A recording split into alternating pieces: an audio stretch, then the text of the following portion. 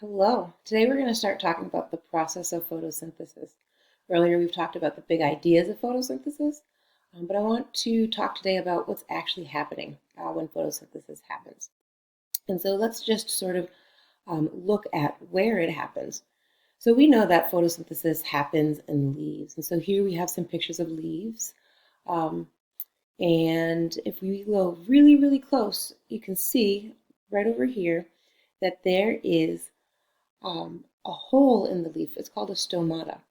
And so these little holes in the leaves are very important.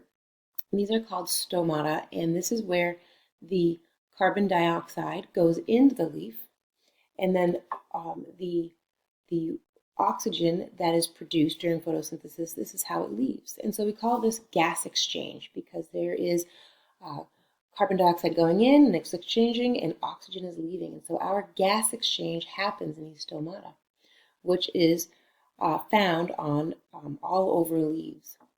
And let's take another different sort of close-up with our leaves. So here's a leaf.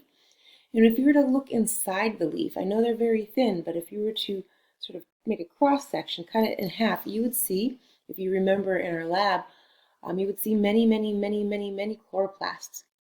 And so this here is a chloroplast, and we're looking at the inside of a chloroplast here. And so this is where these little stacks of pancakes looking things, these contain the chlorophyll. And chlorophyll is what allows photosynthesis to happen. And so that is inside, that chlorophyll is inside these little stacks of pancakes that are inside this chloroplast, which are found inside the leaves. And so this is where photosynthesis is actually happening. Okay, so these are going to be a little bit different as far as our notes go. What I want you to do is I want you to grab a plain white piece of paper. And on that plain white piece of paper, I want you to draw this right here. So photosynthesis notes. And then I want you to draw in big letters so I can see it, your name. Don't draw Miss Govan because that's who I am. But you're going to draw your name. And so you can draw this out on a piece of paper and then you're going to take a picture and upload this picture. And that's how you'll pass in these notes. So I want you to take a plain white piece of paper and write photosynthesis notes at the top. And then write your name. And then I want you to write the photosynthesis equation. And so you can listen to me as you are writing this down, or you can pause the video. But so here is 6 carbon dioxide, or 6 CO2, plus 6 H2O. Notice that the 2's are little, H2O, CO2. Those are much smaller. These 6's are big. So 6 CO2, write it just the way you see it, plus 6 H2O. These are our reactants. These are our reactants. Reactants.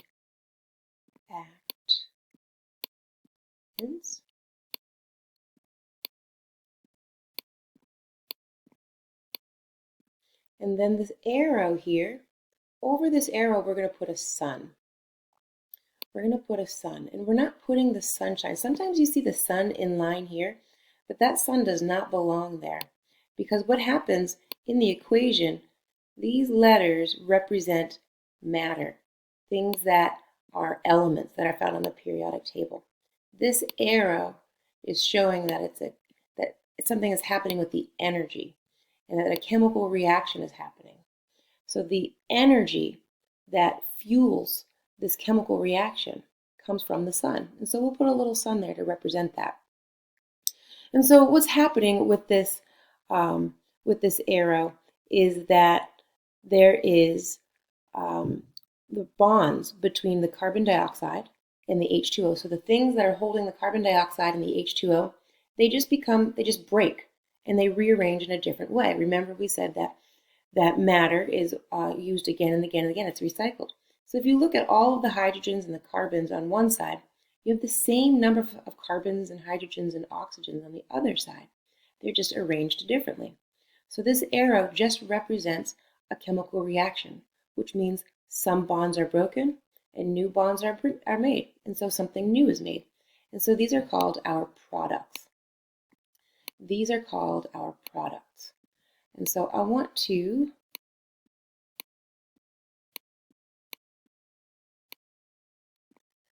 first go through, so 6 carbon dioxide. I want you guys to write this down. So after you have written down photosynthesis notes and you've written down this equation, I want you to write reactants and I want you to write products and draw a little sun. And then I want you to label this carbon dioxide. So here we're going to write carbon,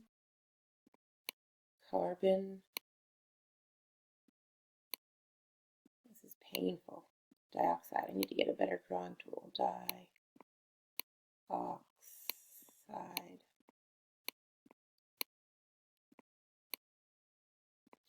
So we have 6 carbon dioxide. So if I have one carbon dioxide molecule, let's call this a carbon dioxide molecule, CO, little 2, well then I would have 6 of those because there's 6 CO2.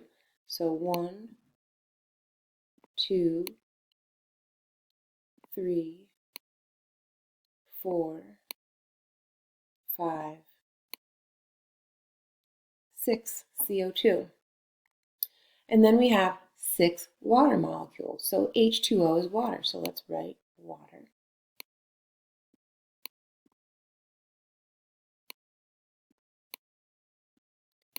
And we have 6 of those. So if this is one water molecule, then we have 1, 2,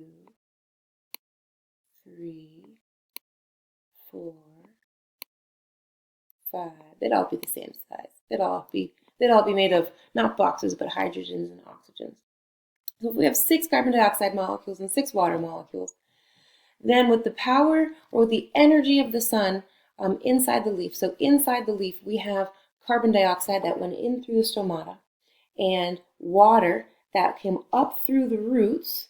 And so we have carbon dioxide and water in the leaves. And with the energy from the sun, the energy is going to break down that water. It actually splits water in half, which is really cool. And it's going to use that carbon dioxide, and it's going to make one glucose molecule, C6H12O6. C6H12O6. You're going to need to know that, C6H12O6. But we have just one glucose. One glucose molecule. So just one big molecule. Notice that there's lots of hydrogens. There's 12 hydrogens, there's 6 carbons, and there's 6 oxygens. So we have just one of those, and this is where a lot of the energy from the sun is trapped. Remember that the energy from the sun is trapped in the bonds of glucose. Here it is. It's trapped in this molecule. And so we're going to write this out. Glucose. Glucose. And 6 oxygen. So we're just going to put oxygen, O-X-Y-G-E-N, oxygen, and oxygen. And so O2 is one oxygen molecule because oxygen will bind with another oxygen in the atmosphere. So we'll have O2. So we have 1, 2, 3, 4, 5, 6 of these, 6 O2 molecules. And so this is our equation, photosynthesis. So 6 CO2 plus 6 H2O. Take the sun, the energy from the sun, react to create C6H12O6 plus 6 O2.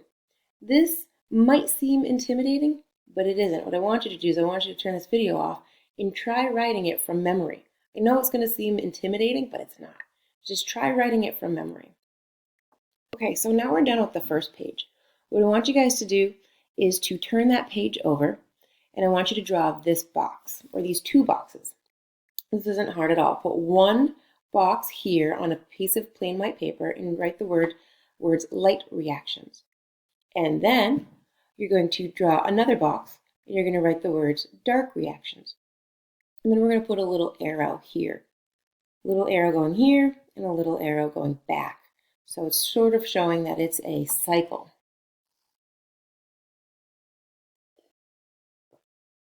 And then what I want you guys to do is when you're done, so you can pause this and draw this out. And then what I want you to do is get ready to take notes.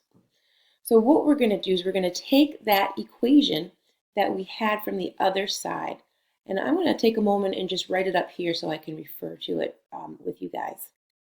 Okay, so I put our equation up here, 6 CO2, so 6 carbon dioxide plus 6 H2O, react to create, so some bonds are broken and some bonds are made, to create glucose, C6H12O6. Notice how it is twice as many hydrogens as the other, so it would be 6 CH2O or C6H12O6 plus 6O2. So here, with the power of the sun, I want you guys to draw this. With the power of the sun, let's draw out our sunshine. The sun goes into, and so this is the chemical reactions that are happening inside the chloroplast, inside the leaf. So here, the sun hits the chloroplast. And remember, through the roots, water goes in. So let's draw water. It's going to go into our chloroplasts. And so this is really cool. What happens here is that your chloroplasts actually pull water apart. It strips the oxygen away from the hydrogen.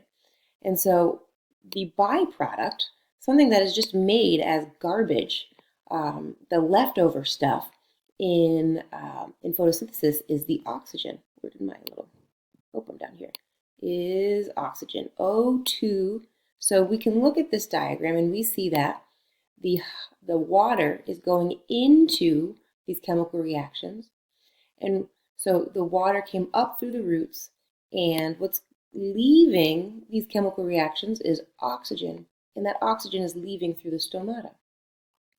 And so now we took the energy from the sun, and we have some hydrogens, and what we're going to do is we're going to put them in some energy molecules. We're going to put them into ATP. So during photosynthesis, an ATP is made.